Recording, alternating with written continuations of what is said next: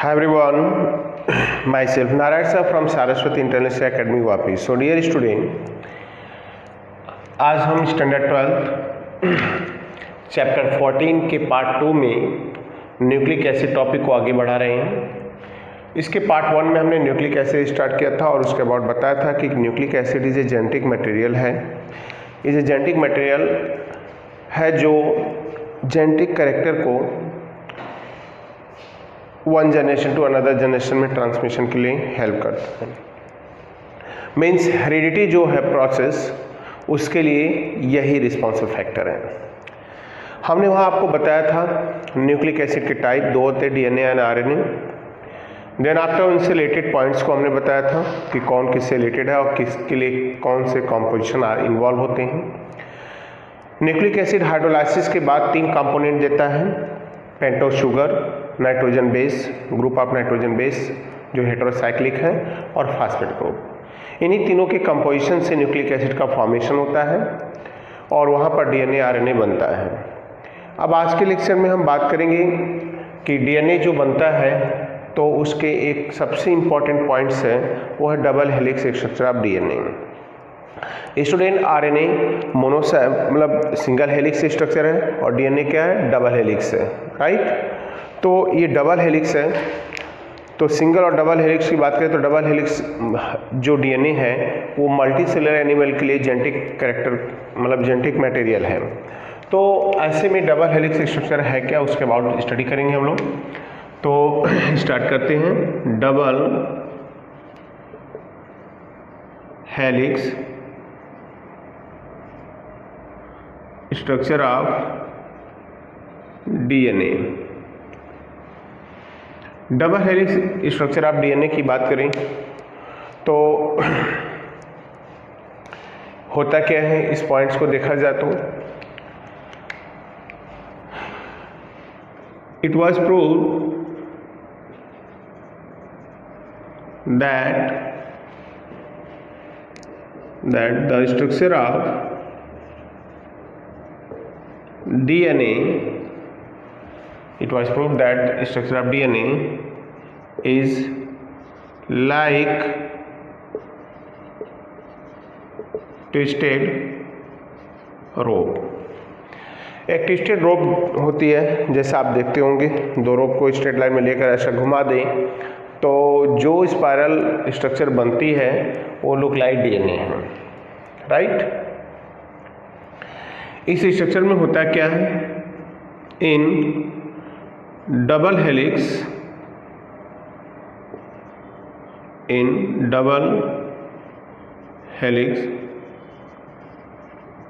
Structure of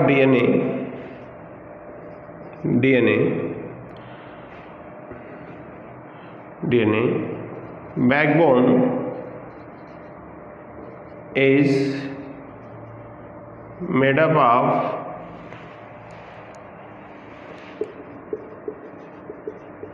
pentose sugar and nitrogen. Backbone is made of pentose sugar and phosphate group.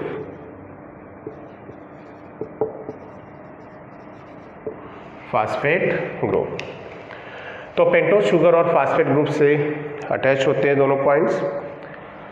और यहाँ पर अगर बात करी जाए, पेंटोज शुगर फास्फेट ग्रुप दोनों आपस में अटैच होते हैं. Pentose sugar and phosphate group by phosphodiester linkage. Phosphodiester linkage से अटैच होते हैं. क्लियर. फास्फोडाइस्टर लिंकेज हमने ऑलरेडी आपको एक्सप्लेन कर दिया इसमें, फिर भी वापस से आपको बताया जाएगा कि कैसे ये अटैच होते हैं. Means double helix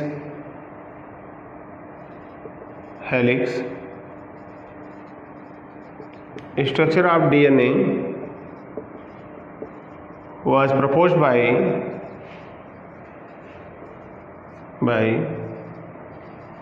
scientist Watson and Crick. Watson and Crick in 1953. Watson and Crick in 1953 by help of X-ray diffraction method. तो साइंटिस्ट वॉटसन एंड क्रिक ने नंबर ऑफ स्टडीज़ के बाद 1953 में double helix structure of DNA इन्होंने दिया और उसमें इन्होंने यही बताया था कि जो बैकबोन होती है डीएनए की वो किससे बनी होती है, फास्फोडाइस्टर लिंकेज से। Clear? And then after in this structure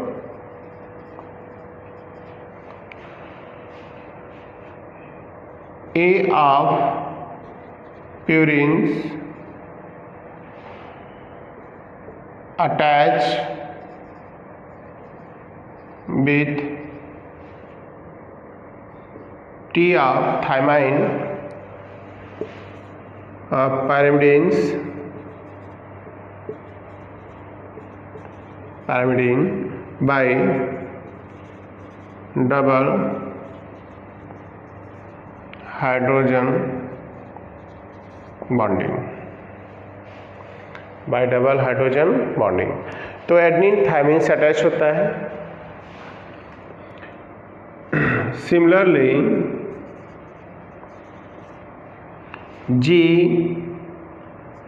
connected with C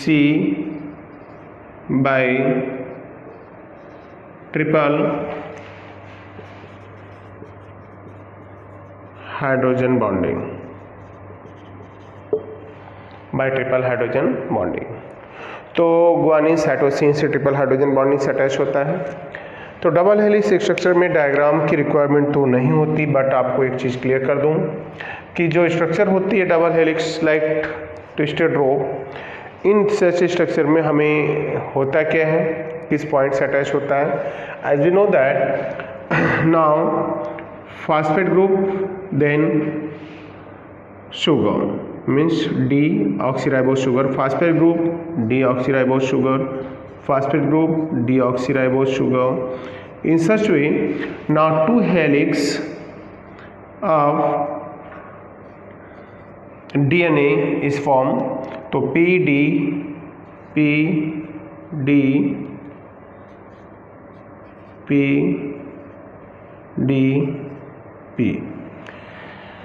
in this structure, when nitrogen base attached with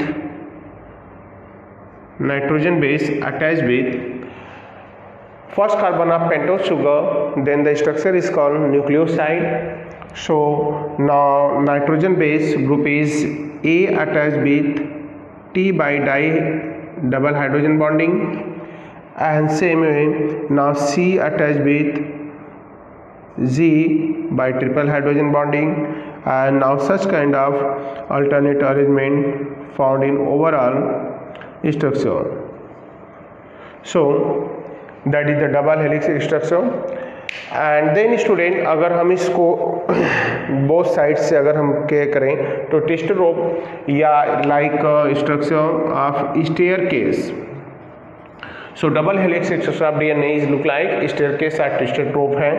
तो दैट्स क्लियर। अगर हम इसको ऐसे एक दूसरे का अपोजिट डायरेक्शन में रोटेट करें तो हमें ट्विस्टेड रोप या स्टेयरकेस लाइक स्ट्रक्चर दिखेगी। एंड इसको अगर हमें समझना है तो हम इस पॉइंट को उठा सकते हैं यहाँ से।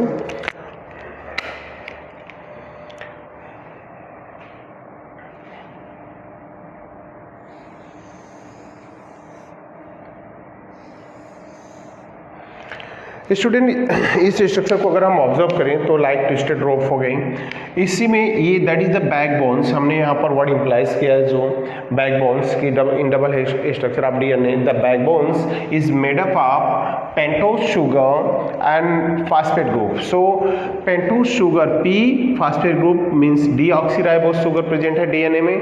सो दैट्स क्लियर है, पी के बाद हम डी, डी के बाद P. Now such kind of arrangement found in the backbone of the DNA. So like this D, P,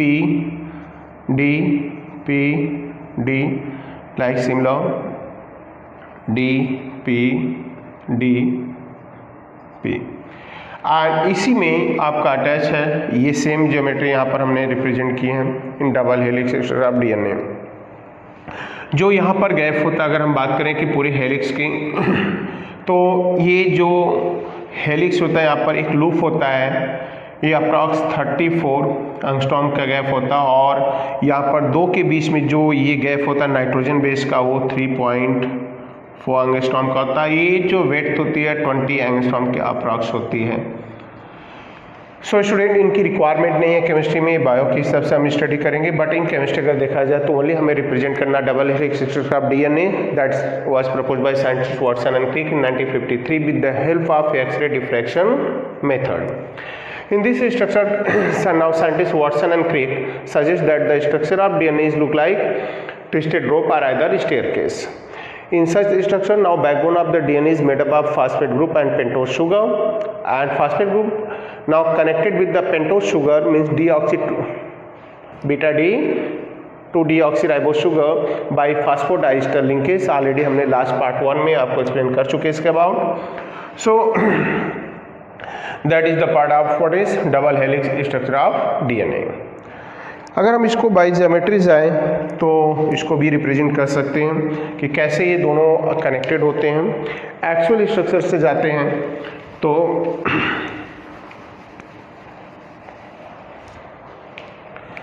क्या करेंगे student,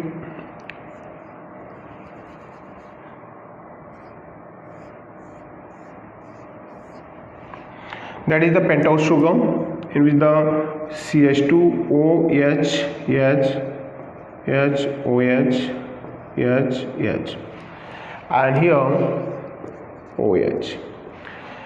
Now on first carbon OH lies on upper side, that indicates beta form, so this one is the beta D2 deoxyribose sugar, and then phosphate group, oxygen of the phosphate group attached with by phosphoester linkage like this way, that is called 5' linkage 1 2 3 4 and 5. Now oxygen of the phosphate group when attached with the now fifth carbon of pentose sugar, that is called 5' linkage, and this linkage is called phosphoester linkage, and downward this oxygen, third oxygen is also attached with the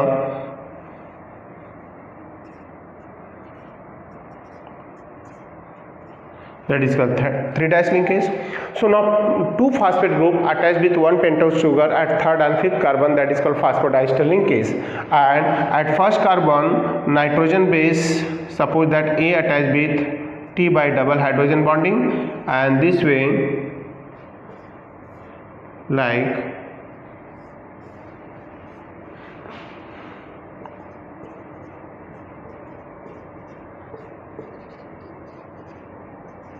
this one. So यहाँ पर भी linkage हम देखेंगे तो किस type का होगा। Similarly यहाँ पर आपका फास्फेट ग्रुप होगा,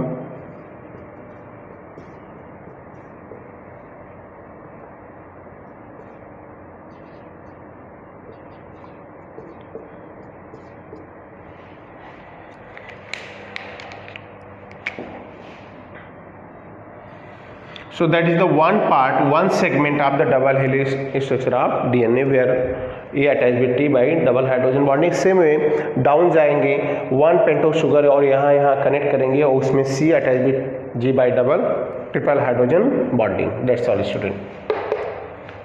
So it is double helix structure of DNA that was proposed by scientists Watson and Crick 1953। So student, nucleic acid के टॉपिक कंप्लीट हो गए हैं। अब इससे रिलेटेड पॉइंट्स मैं बात करूंगा डीएनए और आरएनए में डिफरेंस की, एंड देन आफ्टर कार्बोहाइड्रेट। तो डीएनए एंड आरएनए में नेक्स्ट पॉइंट होगा हमारा डिफरेंस के अबाउट, तो मैं उसको एक्सप्लेन कर दे रहा हूँ। तो डीएनए एंड आरएनए एक छोटा सा पॉइंट जो हमें ऑब्जेक्टिव में बहुत सारी हेल्प कर सकता है। सो नेक्स्ट पॉइंट होगा हमारा now difference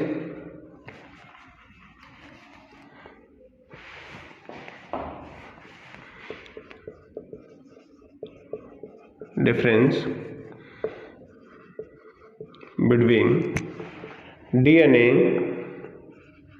and RNA. So DNA and RNA में डिफरेंस ऐसा केमिस्ट्री में प्रेडिक्ट तो नहीं किया, बट चीज़ें पूछी जाती हैं, और खासकर ऑब्जेक्टिव पार्ट जब इस टॉपिक से रिलेटेड आएगा तो बहुत सारे कॉन्सेप्ट यहाँ से क्लियर होंगे। तो एक ईजी पॉइंट होगा यहाँ पर आपको समझने के लिए ऑब्जेक्टिव के टुवर्ड। सो मैंने वन साइड राइट कर दिया DNA and another side right कर दिया RNA. That is the number of difference now found between the DNA and RNA.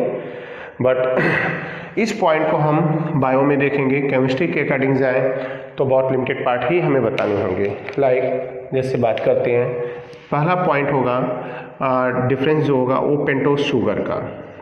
Pentose sugar, pentose sugar जो डीएनए में यूज होता है that is beta D 2 deoxy ribose sugar. And second thing, अगर हम जाए यहाँ पर आरएनए में तो इसका जो पेंटोज शुगर है, pentose sugar that utilise are used in RNA structure is beta D ribose sugar. So what are difference between both? Beta D 2 deoxyribose sugar that contain only one oxygen less from the beta D ribose sugar. Now second difference की बात करें तो group of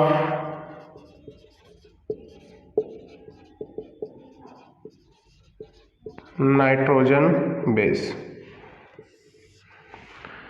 तो group of nitrogen base की बात करें यहाँ पर तो क्या होगा? ग्रुप ऑफ नाइट्रोजन बेस में AgCT now use in DNA. So DNA के स्ट्रक्चर में student AgCT adenine, guanine, cytosine and thymine group base utilise होता है। But now in RNA group of nitrogen base की बात करें, ग्रुप ऑफ नाइट्रोजन बेस तो वो है AgCU। And then after third point की बात करेंगे। थर्ड पॉइंट की बात करें तो DNA is a double helix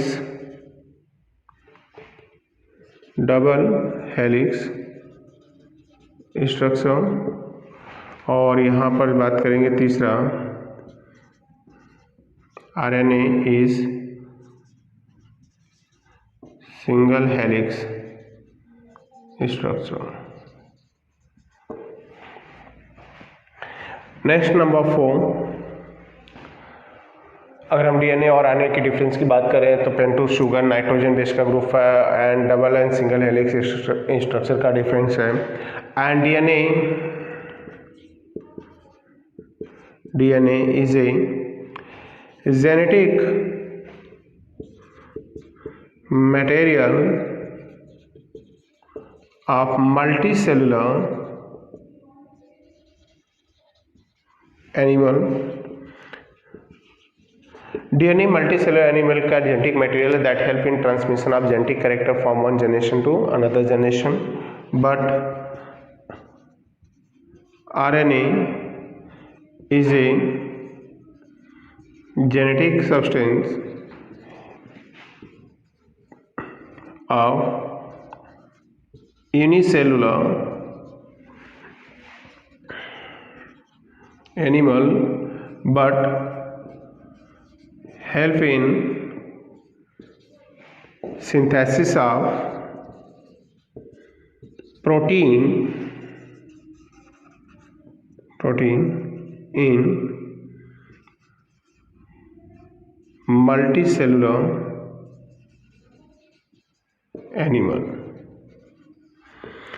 तो मल्टीसेलुलर एनिमल में ये पॉइंट्स हो गया। तो नाउ फोर्थ मेन डिफरेंस यहाँ पर, तो डीएनए का pentose sugar nitrogen base and other things and similar way यहाँ पर हो गया। ये डबल हेलिक्स स्ट्रक्चर होता है that is the single strand and then ये किसी भी प्रोटीन सिंथेसिस में फॉर्मेशन मतलब में इन्वॉल्व नहीं होता स्टूडेंट, बट आरएनए इन्वॉल्व होता है प्रोटीन सिंथेसिस में। कहाँ पर? मल्टी सेलुलर में, और यूनिसेलुलर एनिमल के लिए वर्क करता है किसका? जेनेटिक मटेरियल का। आगे और भी बहुत सारे डिफरेंस हैं बट वो बायो से रिलेटेड होंगे, केमिस्ट्री में उनकी कोई रिक्वायरमेंट नहीं है। सो ये पॉइंट हो गया about the DNA and RNA. And DNA RNA में डिफरेंस के बाद हम बात करेंगे कार्बोहाइड्रेट की। नाउ सेकेंड पार्ट, अगर हम बोर्ड के पॉइंट ऑफ व्यू से जाते हैं तो जो इंक्लूडेड पार्ट है उसमें न्यूक्लिक एसिड एंड कार्बोहाइड्रेट दो इंपॉर्टेंट पार्ट्स हैं। Lipid, fat, hormones, vitamins excluded part है। सो नेक्स्ट पार्ट हम पढ़ेंगे carbohydrate, carbohydrates. So student, carbohydrate एक ऐसा इंपॉर्टेंट ऑर्गेनिक कंपाउंड है that is the main source of energy. And carbohydrate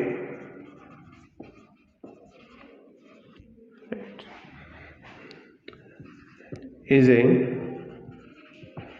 main source of energy. It is obtained from plants and animal. दोनों इनके source हैं, right. But natural अगर देखा जाए तो मैक्सिमम पार्ट हमें मिलता है कहाँ पर? प्लांट से मिलता है। हम इसको केयर करेंगे।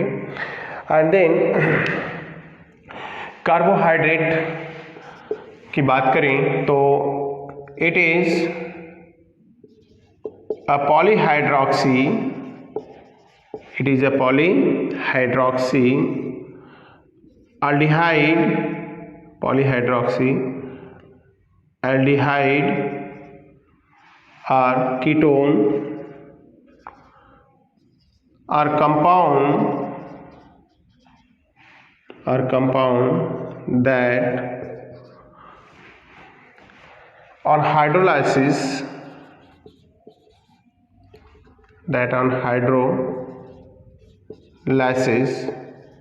now gives polyhydroxy aldehyde or ketone is called carbohydrates. So student, carbohydrate एक ऐसा ऑर्गेनिक कंपाउंड है जो मेन सोर्स एनर्जी का, हाईली वाटर सॉल्युबल है एंड ये ऐसा ऑर्गेनिक कंपाउंड है जिसके पास OH ग्रुप के साथ साथ या तो अल्डिहाइड होगा या तो कीटोन होगा, या अगर कंपाउंड में एक फंक्शनल ग्रुप नहीं डोमिनेंट है तो ये हाइड्रोलाइसिस वाटर में ऐड करने के बाद सिंपलर यूनिट में जब डिसोसिएट होता है तो ये कंपोनेंट मीन्स ये फंक्शनल ग्रुप अल्डिहाइड या कीटोन हमें डोमिनेंट हुए दिखते हैं। तो कार्बोहाइड्रेट का ये रियल मीनिंग हो गया। हम बात करेंगे यहाँ पर कार्बोहाइड्रेट के जनरल फार्मूले, एग्जांपल्स एंड प्लस उनकी प्रॉपर्टीज की। So student,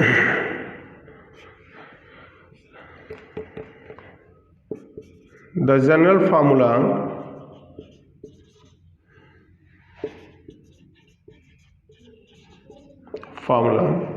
of carbohydrates is CN or either CX H2O का whole Y, means the ratio of hydrogen and oxygen are similar in carbohydrate like water, means water में hydrogen oxygen का ratio है 2:1, so carbohydrate में भी है similar, now 2:1, means what carbohydrate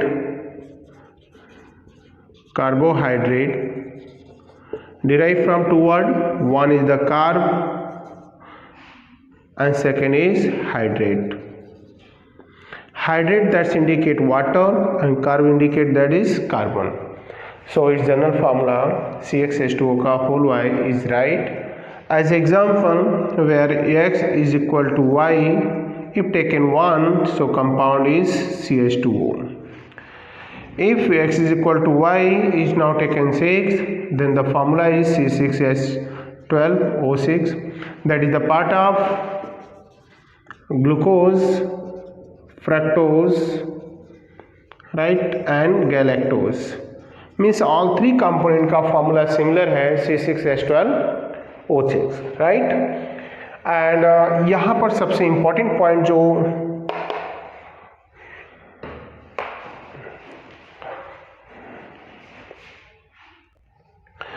student यहाँ पर हम बात कर रहे हैं जनरल फार्मूले की CxH2O का होल y है, x is equal to y and x is equal to हमने यहाँ पर लिया 6, तो ये फार्मूला मिला। But in all case x is not equal to y। ऐसा भी होगा इस केस में हम बात करेंगे जिस कंपाउंड की कार्बोहाइड्रेट की, वह है स्टार्च, सेलुलोज। ये ऐसे कार्बोहाइड्रेट है जिसमें x और y की वैल्यू इस फॉर्मूले में सिमिलर नहीं होगी, फिर भी इनको हम कार्बोहाइड्रेट कंसीडर करते हैं। हमारा टॉपिक है आज, बात करें यहाँ पर पार्ट टू में, तो पार्ट टू में हमारा है कार्बोहाइड्रेट। कार्बोहाइड्रेट का मीनिंग क्या होता है? जो कार्बन और हाइड्रेट वाटर से मर्ज कंपाउंड है, इसका मेन पार्टिकल है carbon, hydrogen and oxygen. General formula है CxH2 का होल y। वाटर सॉल्युबल है, अदर प्रॉपर्टीज़ की बात करेंगे अभी हम। तो मोस्ट ऑफ कार्बोहाइड्रेट कैसे होते हैं, अगर प्रॉपर्टीज़ की बात करें तो वाटर सॉल्युबल है।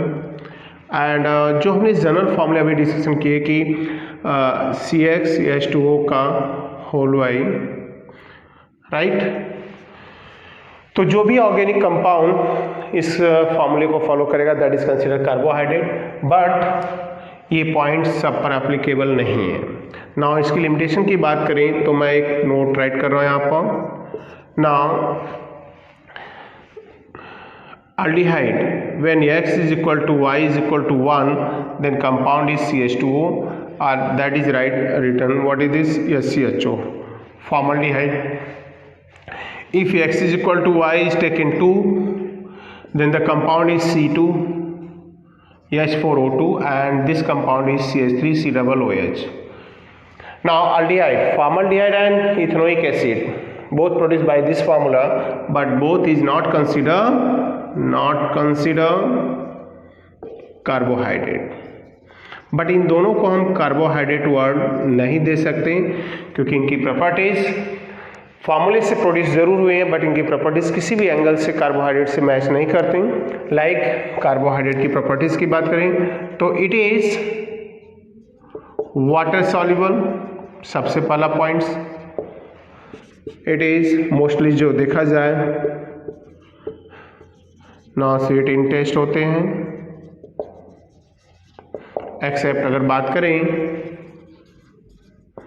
सो सेलुलोज एंड स्टार्च। इन दो कंपोनेंट को अगर देखें कंबाइंड फॉर्म में तो इंटेस्ट नहीं होते हैं, इनसॉल्युबल इन वाटर होते हैं। सॉल्युबल इन वाटर, यही कॉन्सेप्ट यहाँ पर एक्सेप्शन में लगेगा स्टूडेंट, क्योंकि ये स्टार्च और सेलुलोज वाटर इनसॉल्युबल होते हैं। जब इनको हाई टेम्परेचर देते हैं वाटर के साथ तब जाके इनका हाइड्रोलाइसिस होकर मोनोसैकेराइड ग्लूकोज देते हैं, right. It is act as a reducing agent. उसमें भी एक्सेप्शंस हैं, किसको छोड़कर? Sugar means sucrose. Sucrose is the single carbohydrate that does not act as reducing agent, so that is the main properties. It is crystalline solid, but exception यहाँ पर भी है student.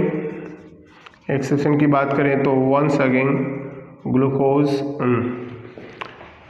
Cellulose and starch. तो cellulose और starch ये दो ऐसे carbohydrate हैं जो कैसे हैं? अमाफस सॉलिड हैं। Remaining all carbohydrate is crystalline solid हैं। एंड इनकी प्रॉपर्टीज़ की चार मेन प्रॉपर्टीज़ हैं। Carbohydrate are soluble in water, act as a reducing agents, sweet in taste, right, and next is reducing soluble in water. So that is the main properties of carbohydrate. That is the main properties of carbohydrate. Exceptionally अगर कुछ carbohydrate हैं जिनकी property इनसे tally नहीं करती, but that is consider carbohydrate. Cold water में soluble नहीं है but in hot water is soluble, और वहाँ पर हाइड्रोलाइसिस के बाद ये अपने रेस्पेक्टिव मोनोसैकेराइड्स देते हैं. तो मोनोसैकेराइड देते हैं, that's all. And next point की बात करेंगे तो कार्बोहाइड्रेट हमने इंट्रोड्यूस करा दिया आपको. एक ऐसा ऑर्गेनिक कंपाउंड होता है जिसके पास मल्टीपल OH ग्रुप के साथ साथ एक अल्डिहाइड या कीटोन होते हैं. ये पॉइंट्स है इसका, और इनका जनरल फार्मूला, इनका सोर्स बता दिया गया, इनका यूज क्या है, इंपॉर्टेंस क्या है, एंड देन प्रॉपर्टीज क्या है, और कुछ ऐसे कंपाउंड जो उस फॉर्मूले से प्रोड्यूस होते हैं but that is not consider carbohydrate, उनको भी बता दिया गया. क्लियर? सो स्टूडेंट, आज पार्ट 2 चैप्टर 14 बायोमॉलिक्यूल्स के पार्ट 2 में हमने कार्बोहाइड्रेट को इंट्रोड्यूस कराया आपको. एंड नेक्स्ट लेक्चर में हम बात करेंगे पार्ट 3 में, जहाँ पर कार्बोहाइड्रेट क्लासिफिकेशन, इनके इंपॉर्टेंट जो पार्टिकल हैं उनके प्रिपरेशन प्रॉपर्टीज़ के अबाउट स्टडी करेंगे. That's all. Thank you.